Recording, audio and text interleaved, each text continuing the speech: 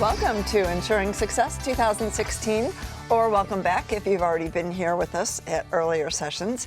We are so happy to have you here and to be here ready for a new session that is being sponsored by Avalara. First of all, I have a little bit of housekeeping for you. So if you are new to Ensuring Success today, this will seem like news. If you've been here, this will seem like you've already heard it, maybe several times, so I apologize for that, but I'll try to continue to make it fascinating. The way you get CPE credit for this session, if you are interested in getting CPE credit, is to pay attention to the session, and at 3 times during the session, we will place a number on the bottom of the screen. We'll call your attention to that number so you won't miss it, and you need to write that number down. And then at the end of the session, or at the end of the day, whenever you're ready to collect CPE, all you need to do is record the 3 numbers that you were provided during this session. You'll click the CPE tab at the top of your screen, and that takes you to a screen where you can select all the sessions that you attended, enter the codes that you were given for those sessions, fill out evaluations if you would like to, and then click to submit, and you'll be able to print your CPE certificates on the spot. So also, we want you to know that you can reach us throughout the session, throughout the day. We are here for you and would love to have questions from you, and also comments and experiences that you'd like to share with our speakers. If you post questions, we will ask them to our speakers here on the spot. You can reach us one of 3 ways. You can reach us through email, and that is at info@ensuringsuccess.com. You can reach us on Twitter using the hashtag DecemberCPE, and you can also find us on Facebook at the CPA Practice Advisors Facebook page. So one of those ways will work, whatever's your favorite, or try all 3 if you like, and we would love to hear from you. So today, our session is called Offering Full Stack Accounting Services to Your Clients. I am Gail Perry. I'm Editor-in-Chief of CPA Practice Advisor magazine, and I'm joined today by Shane Radigan and Elizabeth Adams, and I'm going to have each of them give you a brief introduction to who they are. Thanks, Gail. My name is Shane Radigan. I'm here on behalf of Avalara. I'm going to talk with Elizabeth about her practice. I am a former small business owner. I'm currently out of a practice attorney working for Avalara, but I started out my career as a small businessman and faced a lot of the challenges and understand, I think, more than someone who hasn't stood in those shoes, some of the challenges from a business person's point of view. I'm looking forward to spending an hour with you today and hopefully get some good info. And yes, hello, I'm Elizabeth Adams, and I own and manage a company called Links Advisory.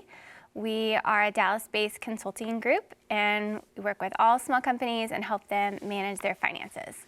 So oftentimes that means we talk with business owners about their workflow, how to make their operations better with software, and then eventually get them to the point where they can analyze their business from either preparing their cash projections or understanding their profitability better. And there's a variety of ways we do that. So I'm excited to be here. Thanks for having me today. Thank you. Okay, so today we're talking about offering full stack accounting services to your clients. How many businesses do you know who want to do business with multiple accountants and maybe a variety of advisors and different experts, each one offering different information and maybe conflicting information and charging separate fees? Probably not too many. I think you'll find that it's probably the case that your clients would really prefer to just trust you with all of their business accounting needs, and even if you're not the person providing the services, by being able to be the overseer of all those services, then you can make sure there are no conflicts, and you can also oversee the fees that your clients are being charged. So we're going to talk to you about how you can transform your practice into what we hope you'll find is the ultimate solution that your clients need, with all the wheels turning in the same direction and all pointed towards providing the best advice and information to make your clients successful. So Shane, you want to start off? Thank you, Gail. We're here today to help your firms understand how to expand or improve the accounting services that you provide, like Gail's talking about. And you use the term full stack accounting. I'm not certain that is used by accountants widely.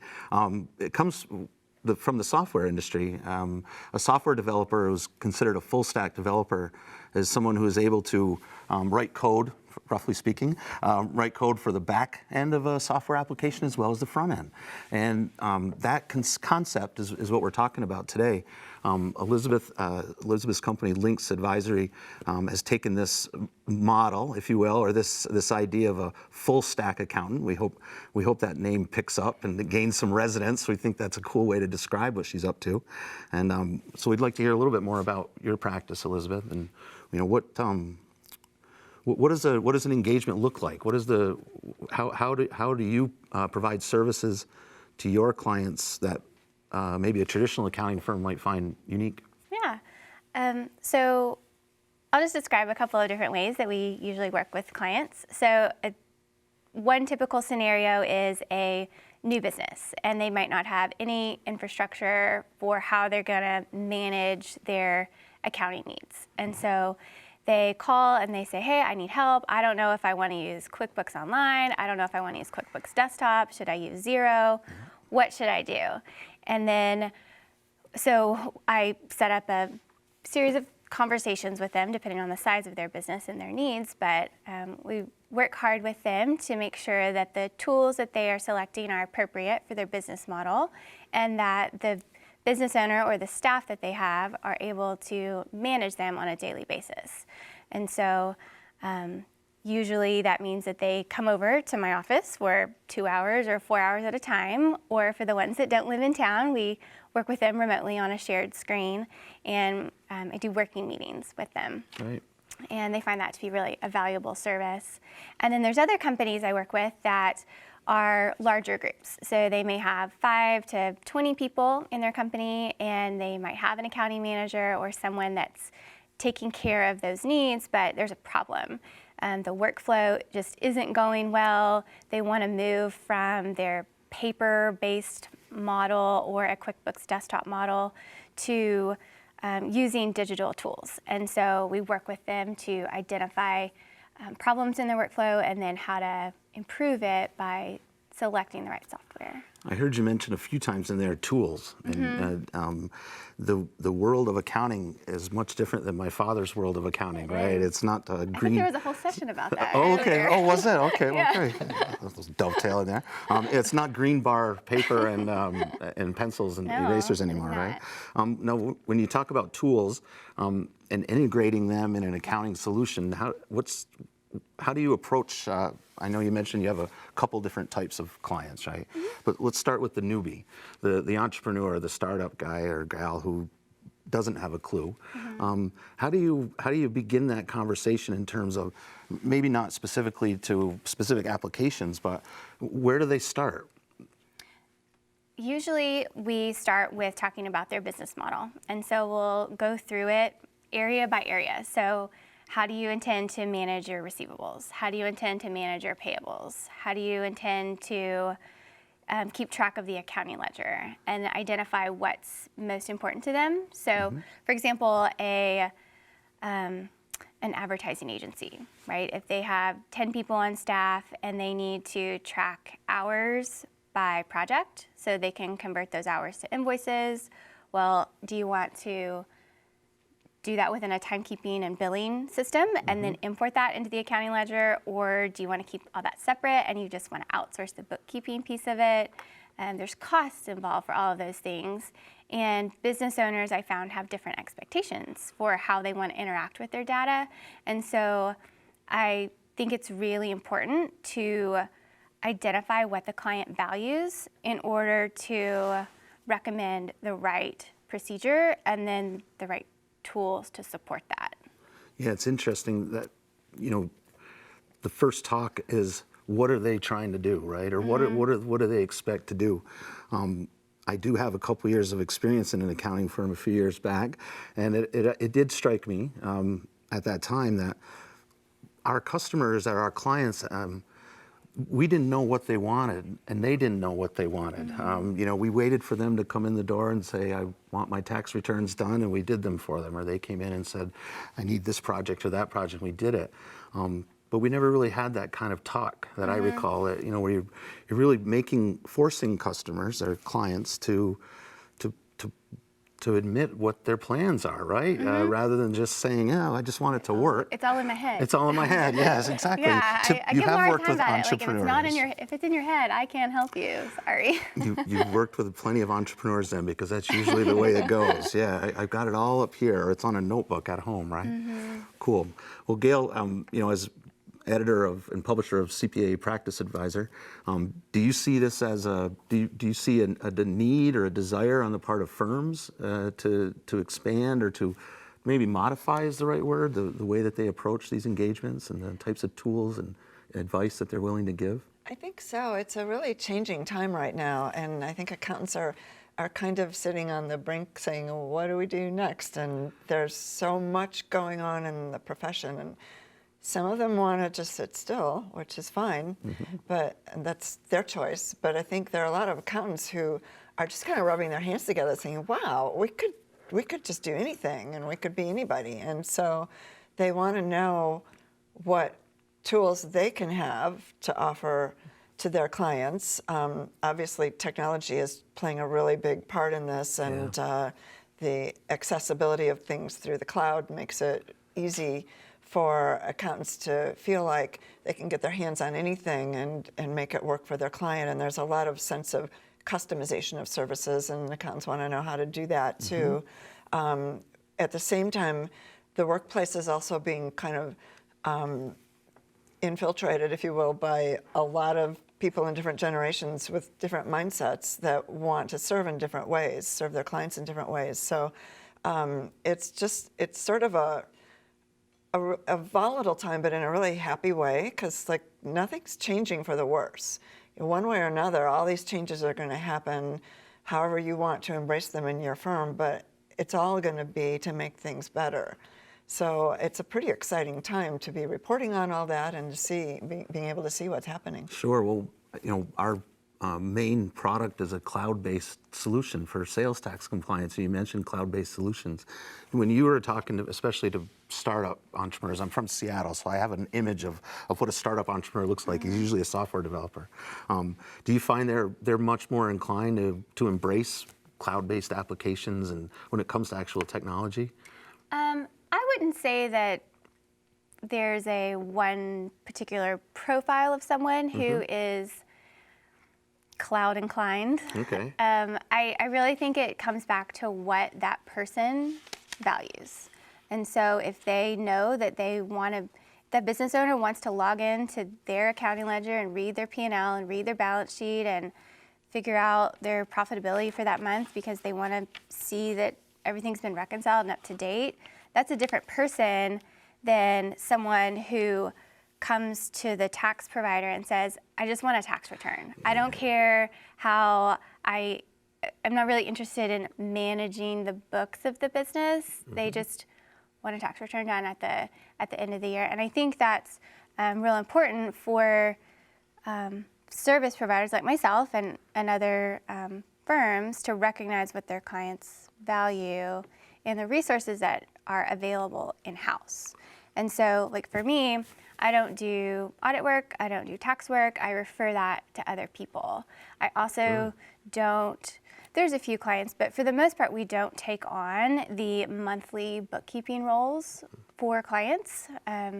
We let our clients choose to say, okay, maybe you have a person on staff and you want your admin to go in once a week and take care of all your transactions.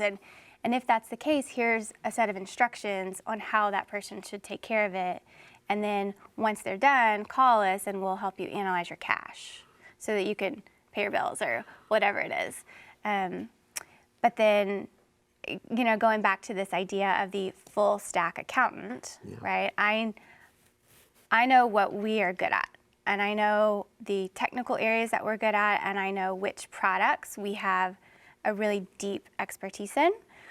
A lot of my clients, as I said, either come to the office for a working meeting or we share a screen with them. And so even though I might be a really good accountant and I know what the debits and credits need to be and I know what the problem is, if I don't know what button to punch, the client's gonna think I'm an idiot. And I can't have that. So I have to be really good at the product that I'm presenting in front of my client, and so that they understand it and they feel like they're getting value out of a working meeting. So it's like a two-side. It strikes me as more of a consultative model, or at least more of a consultative role that you're playing.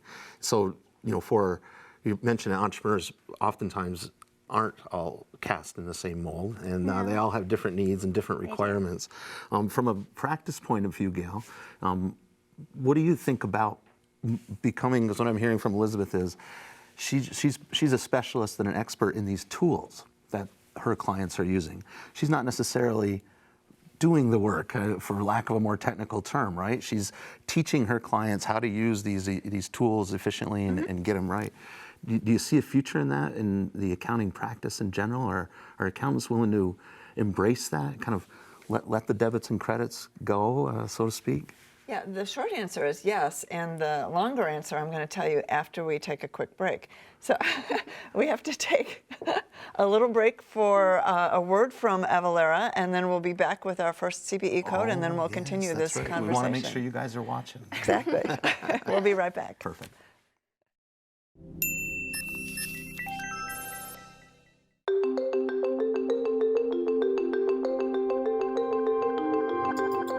Orange means being different. It's a little bit of a jarring color because it kind of pushes the boundaries a bit, and I think that matches this company as well. You can always tell when Avalara is in town.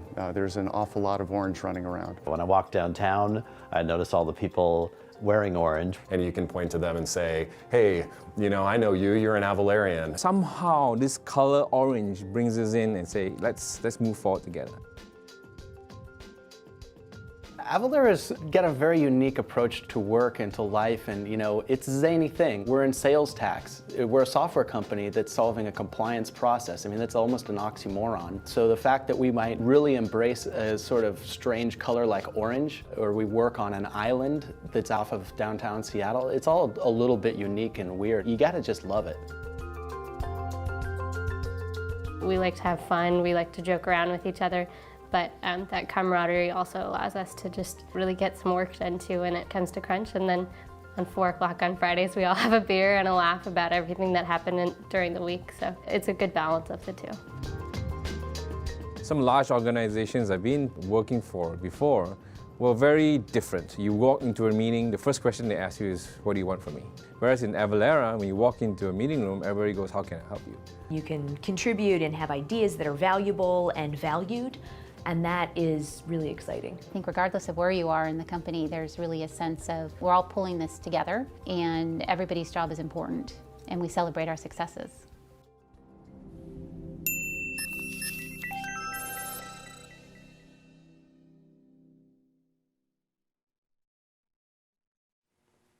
Welcome back, and please take a look at the bottom of your screen and pay attention to the CPE code that appears there and write that code down if you would like to get CPE credit for this session.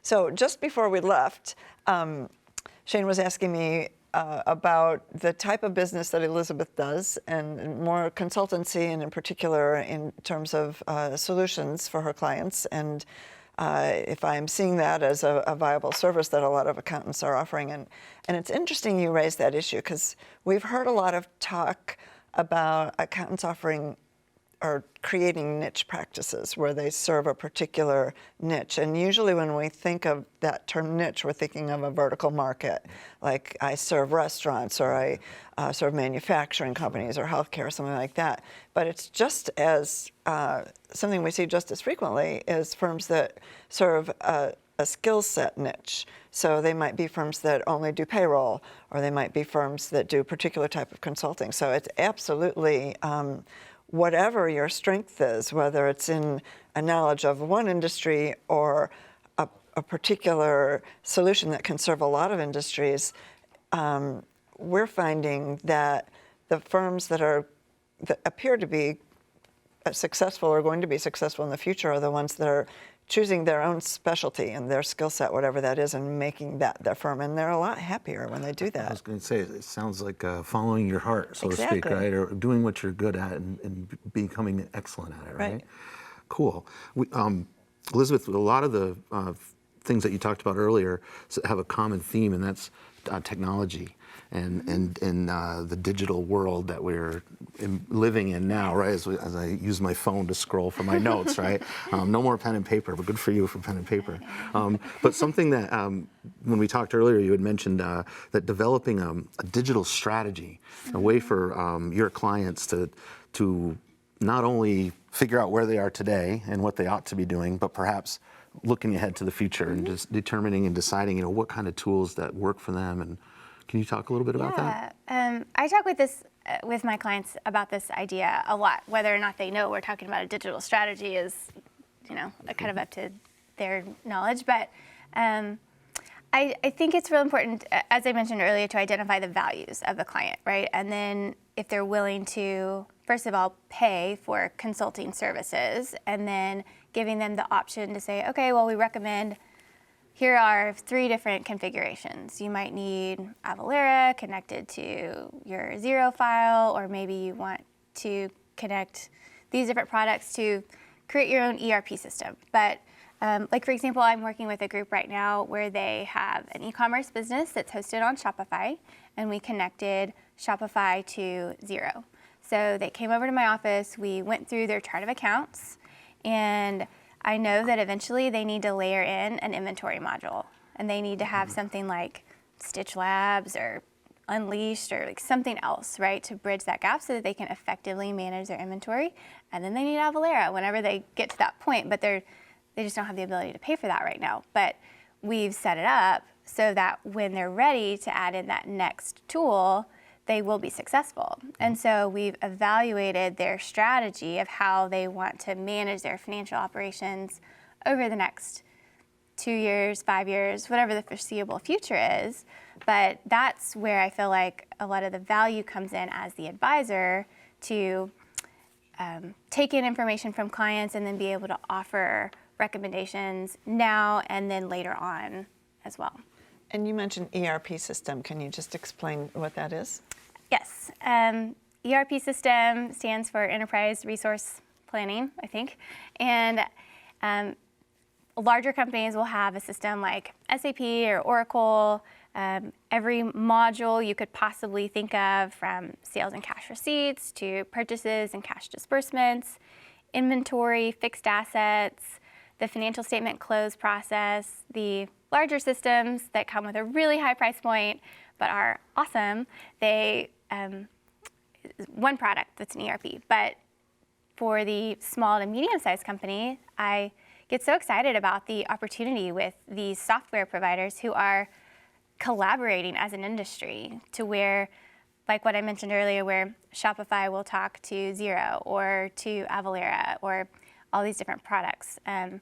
And so even though a smaller or medium-sized company may not be able to afford a larger, more traditional ERP, then they can create their own custom ERP using different tools that do natively talk to each other. And that's where I feel like sometimes I cross over from the accountant/consultant to the developer, because oftentimes I have to get on the phone with support from the tools that I use, and I'm like, I'm sorry, salesperson, you can't answer my question. I need to talk to a developer. Like, what did they do? I don't understand what's happening. But that's how it goes, and I personally really like that role. And I just think as technology advances and artificial intelligence becomes a bigger factor in some of these discussions, that having the comfort level of talking about those things is going to be real important to an advisor. Yeah, that it's very interesting, coming from the software side, but not being a software person, right, originally. Yeah, it's remarkable how much engagement needs to be done with our support team, with our developers, right? There's questions that really sometimes they can only answer. And what you're saying is your role as helping build this digital strategy. Part of that is you kind of got to strap on the boots and get right down in the mud, right? Sometimes, just get to the bottom of these, make sure these solutions will work for your clients. And you also mentioned too that I think is really important, and that is looking ahead. Making sure even in a home-built system, that's my term for them, but a lot of small, medium-sized businesses, it really is. It's the ERP is just a kind of an organic thing that has developed over time, and unfortunately for many companies that don't have the kind of advice that you can give them, they have something that doesn't really work well. It can't really be expanded. It's not scalable, but they're kind of stuck with it because they're down the line, and then sometimes in extreme cases, they're forced to make a decision about spending the money for a more comprehensive ERP because they're to the point where they're saying, and we've in had some it. cases that makes perfect sense. Like they need to move on to something that's meant for a larger volume of business. That's true, right? Well, that's a very cool digital strategy. So we've got full stack accountants and digital strategy today. I'm so excited about it. Take these terms with you. That's what you're here for. That's what you're learning, right? But I do think too, because I don't know everything, right? I'm not a developer. I know what my expectation is. I know how it should work, but sometimes there's just things that I don't understand about a product. And if my client's sitting in my office and I don't know the answer, I've had to learn to be okay with admitting that, I'm sorry, client, I don't know the answer, but I will find out. And so I usually send an email to support right there while they're sitting in the office, but they appreciate that. Like they know that I'll get a response and I'll follow up with them. And even things where since I'm not organized as a CPA firm, so I don't have auditors or tax providers in my office, I don't provide that service to my clients, and so I have to refer that work to other people, and clients really appreciate that. They're like, it is okay, we don't expect you to do our tax return because I'm a private company, and so it flows through to my personal financial statements, and then I need my 1040. I don't need you to do this larger corporate return. So I just refer all that work to other people, and it's been a really good experience just working with people in town. I would think that would give you peace of mind too, to know that you're turning your clients over to somebody who you're confident with. And who other clients have had a good experience with too. And it dovetails with what you were mentioning, and that, Elizabeth, you found what you like to do. It's not doing debits and credits and tax returns all day, right? So. But some people love that, and that is okay, and I love those people. This is not me. I still get my T accounts out once in a while when I'm trying to figure something out. So, excellent. All right, we're going to take another very brief break with another message from Avalara, and we'll be back with your second CPE code in just a moment. We are Avalara. We were born of the internet revolution, Bringing technology to bear on an age-old manual process. Helping businesses comply with their sales tax burden. We know that businesses struggle with their governmental compliance. And we have a strong belief that technology eats bureaucracy. We strive to live up to our promise. To create the fastest, easiest, most accurate, and most affordable way for a business to calculate and remit transactional taxes. We live to make sales tax less taxing. Our main competitor is folks that do it themselves manually, and that's certainly not the most compliant way of doing things. We get the government off people's backs. Governments everywhere create this incredible complexity of all these rules to follow, forms to file, tasks that they give businesses to follow that businesses have to do. And one of the things I love about what we do is that we take that away from business owners so they can just focus on running their business. It's so complex, and there's layer on layer on layer between the jurisdictions and the rates and the products and the exemptions, and to have every single person manage all of that with all of those rules seems like such a waste. Why not get it all together in one place and let everybody access that knowledge? A lot of our competitors are selling rates and not selling a complete solution. We truly offer an end-to-end solution for sales tax compliance, from calculation, managing certificates, to filing returns, end-to-end done.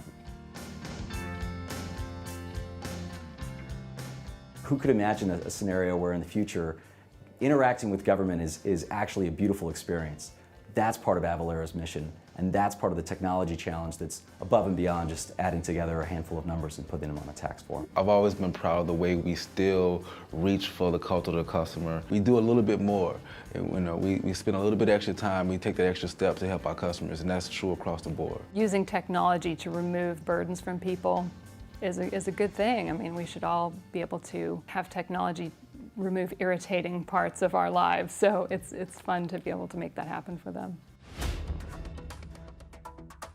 The challenges that I see on a day-to-day basis are what really get me amped up. What excites me most about coming to work every day is the fact that we're always doing something different. I love the new problems to solve, and that's what gets me up in the morning, and there's always a new problem to solve here. It's always fresh. There's never that feeling that you're just doing the same thing all the time. It's always a new challenge, new products, new features, something new coming to the plate. The company becomes more sophisticated each year, more mature each year, yet I still love that we're still innovating. We're not shying away from the opportunities to take big risk in new areas and launch product very quickly to the market.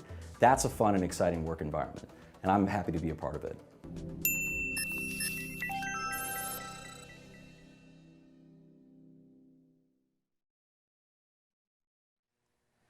Welcome back, and please take a look at the bottom of your screen, and we will display the second CPE code for this session. So make sure to take a record of that code if you're planning on collecting CPE, and there will be one more code later in the session.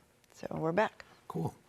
Elizabeth, we've talked a lot about the type of work that you do. Maybe you could describe an engagement or two or an experience that you've had to kind of personify some of these things we're talking about. Yeah, I had just jotted down some stories that I think might be interesting, but cool. One recent project that I was working on, a managing partner of a portfolio of companies called. So they have a real estate business, they have a law firm, they have a manufacturing operation, they have a retail business, but they all kind of have central ownership. And so and a central accounting staff. Wow. And so there were some processes that were broken. They felt like some of their staff were doing duplicate work, and they just wanted to talk to somebody who they called because they wanted a QuickBooks expert. I'm like, okay, great. I can answer your questions and we'll go over it. So I went over to their office, and they kind of explained to me what they were experiencing. They were using QuickBooks and some other tools as well. And so what I ended up doing with them is that I did a process evaluation for them, and kind of as a research and discovery initiative, but it had a deliverable with it. And the deliverable was the documentation of the existing processes so that they could make a decision on how they wanted to move forward, because it would allow them to see in paper kind of where their problems were.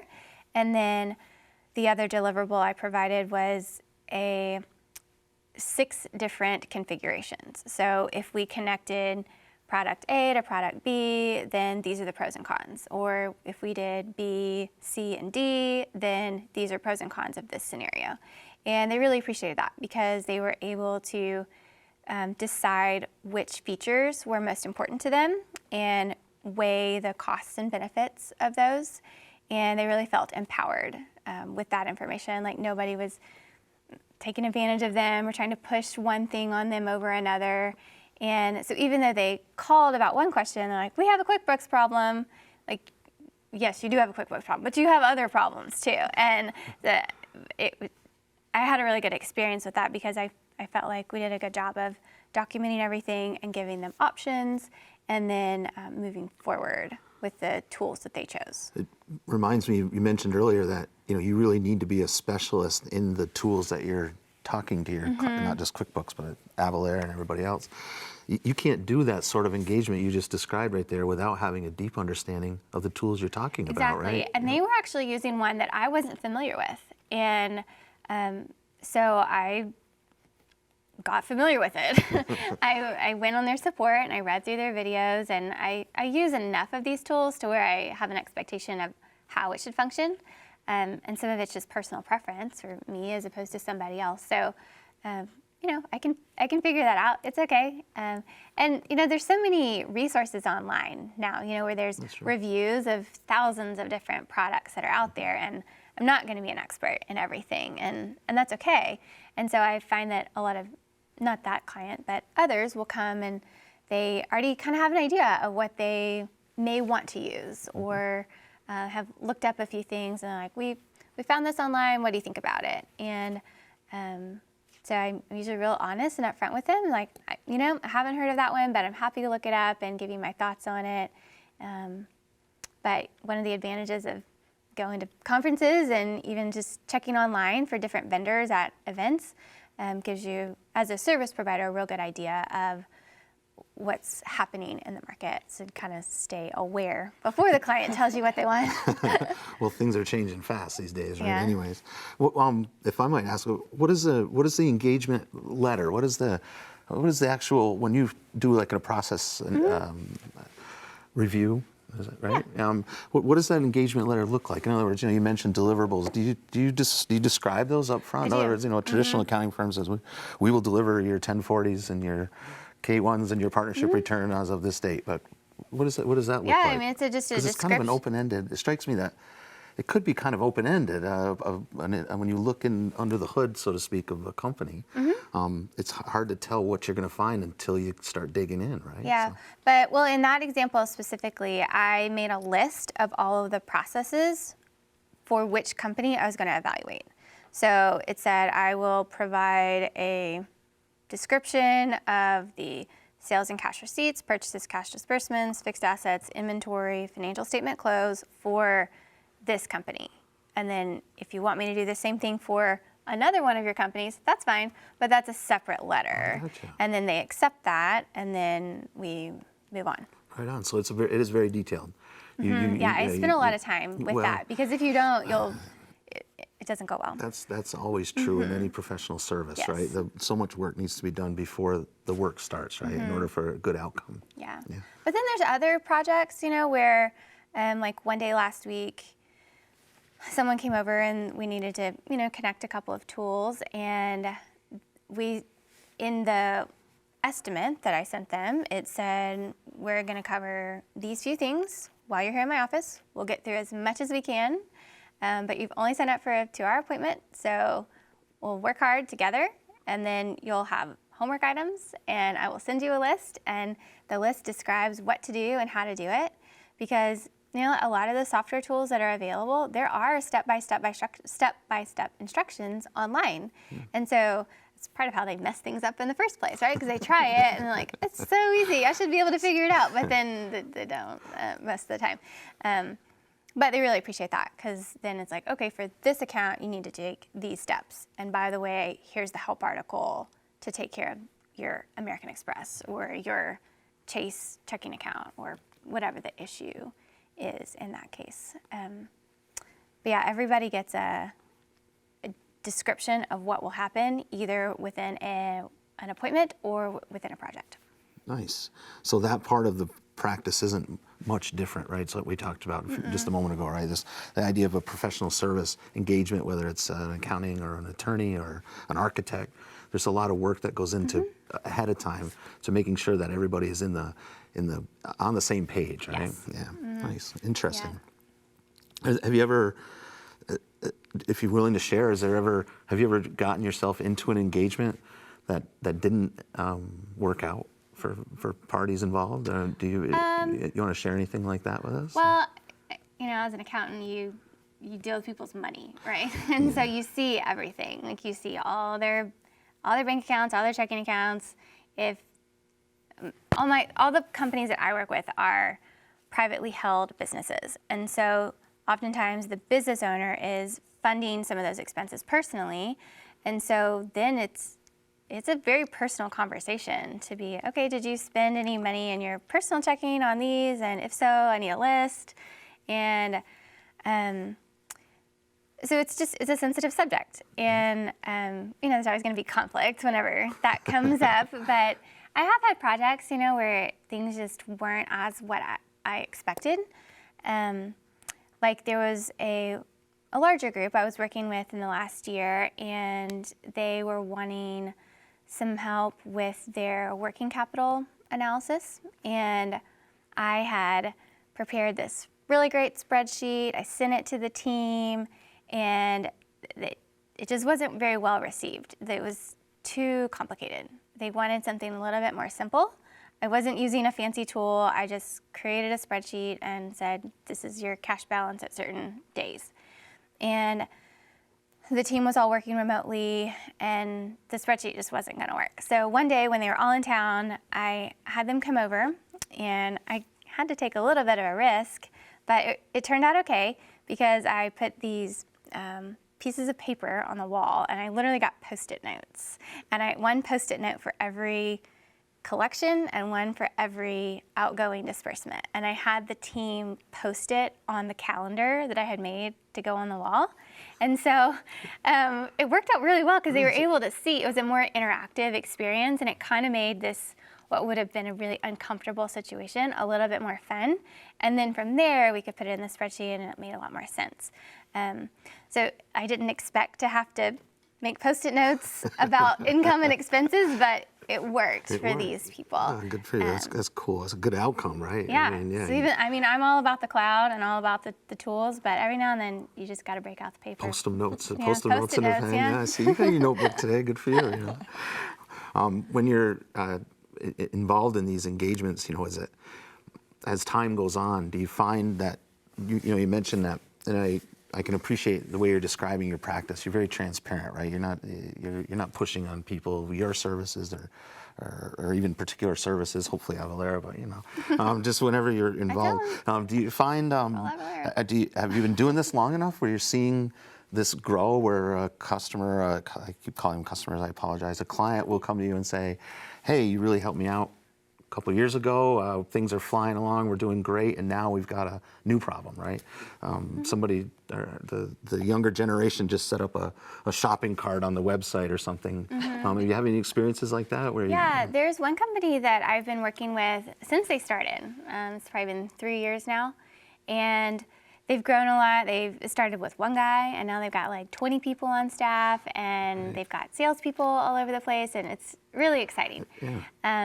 But when I first started with them, the business owner was taking care of all the accounting needs. And so I first sat with them, and we, in a couple hours, we went through the chart of accounts. We set up their accounting ledger in a way that was meaningful for him.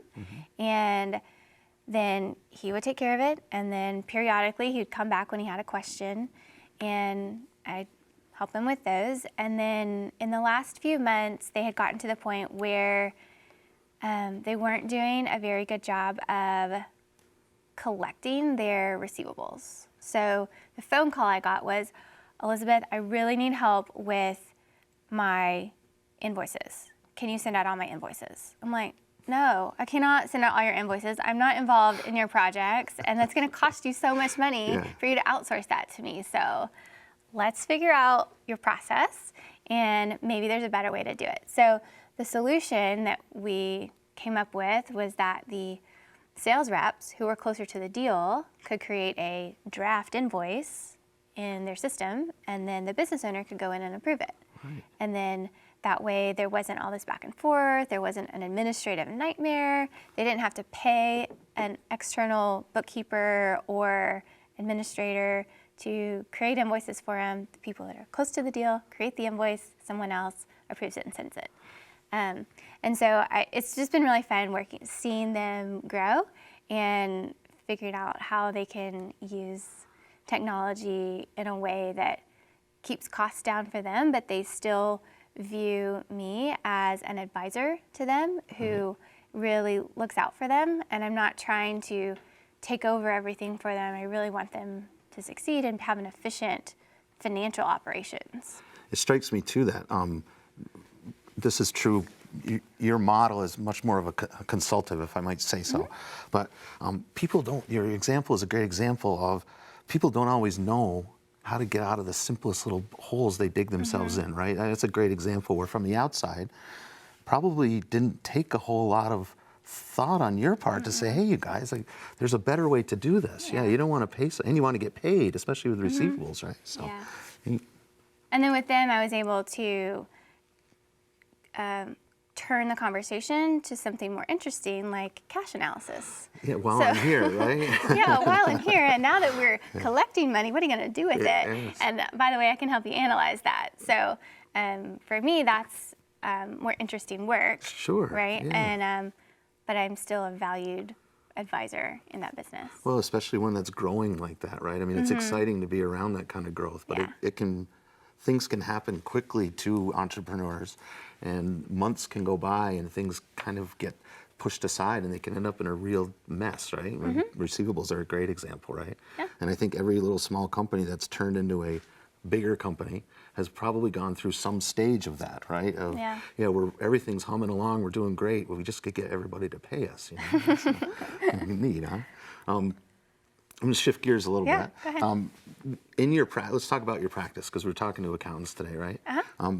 How many folks do you have working for you? You're a CPA. Do you have other CPAs that work for you? Yeah, there's what's that someone look else on my team that has a similar background as me, and then I have a couple other people who do some more administrative type tasks.